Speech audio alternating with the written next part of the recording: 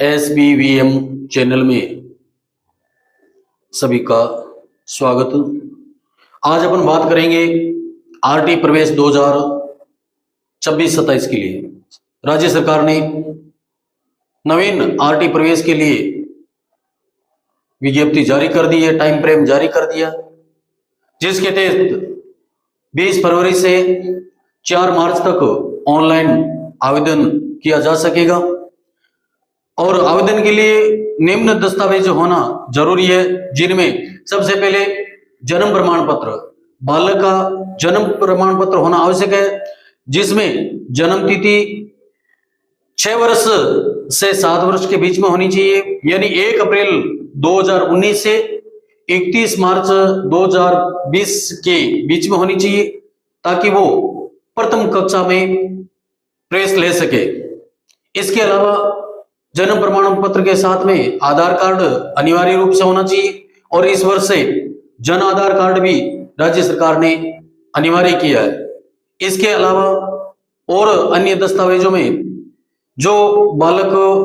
SC, ST या OBC से belong करता है उसके लिए आय प्रमाण पत्र भी होना जरूरी है और आय प्रमाण पत्र 2,50,000 से कम होना अनिवार्य है। इसके अलावा यदि पेरेंट्स है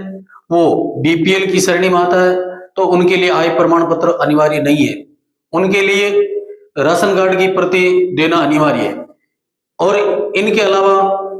मूल निवास के रूप में मूल निवास प्रमाण पत्र, राशन कार्ड या पिता का लाइसेंस, पैन कार्ड या अन्य दस्तावेज भी विद्यालय में जमा करवाया जा सकेगा। और इसके अलावा बालक का नवीनतम पासवर्ड फोटो जो फॉर्म भरते समय अनिवार्य रूप से होगा। और इसके अलावा दस्तावेजों में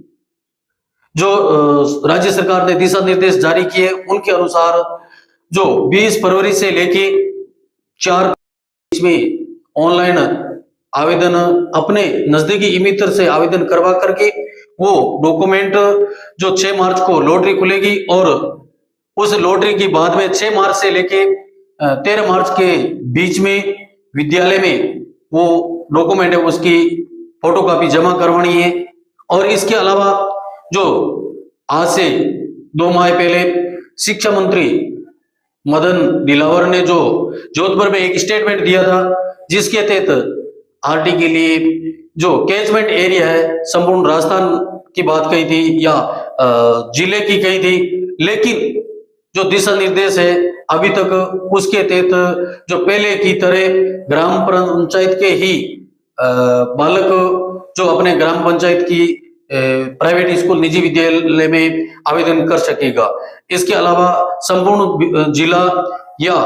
अन्य क्षेत्र में वो आवेदन नहीं कर पाएगा। इसके अलावा जो कैचमेंट एरिया के अलावा जो जन्म तिथि के बारे में भी राज्य सरकार ने कहा था कि 5 वर्ष से 7 वर्ष के बीच के बालकों का आरटी के तहत आवेदन हो पाएगा, लेकिन जो दिशा निर्देश पहले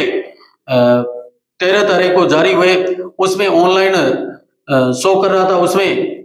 पहले की गत साल की तरह यथावत था, लेकिन कुछ आंशिक कमियों के कारण उसको आरटी पोर्टल से अभी हटा दिया गया, जो 1-2 दिनों में वापस आरटी पोर्टल पर दिशा निर्देश शो करेंगे। तो वो देख करके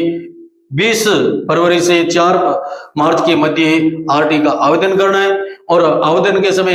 ये ध्यान रखना है कि आय प्रमाण पत्र है वो 4 पेज वाला होना अनिवार्य है और उस पर जो फर्स्ट ग्रेड यानी राज कर्मचारी जो राजपत्र अधिकारी कर्मचारी है फर्स्ट ग्रेड है उसके तहत हस्ताक्षर और सील होना अनिवार्य है। तो इस प्रकार आरटी का जो आवेदन करके और विद्यालय में डॉक्यूमेंट और आवेदन फॉर्म सहित जो 6 मार्च से 13 मार्च के मध्य विद्यालय में जमा करवाना है, जबकि अपने नजदीकी ई-मित्र पर 20 फरवरी से 6 मार्च के मध्य आवेदन नहीं 4 मार्च के मध्य आवेदन करवाना है, ताकि वो 5 विद्यालयों में आवेदन कर सकता है, लेकिन वापस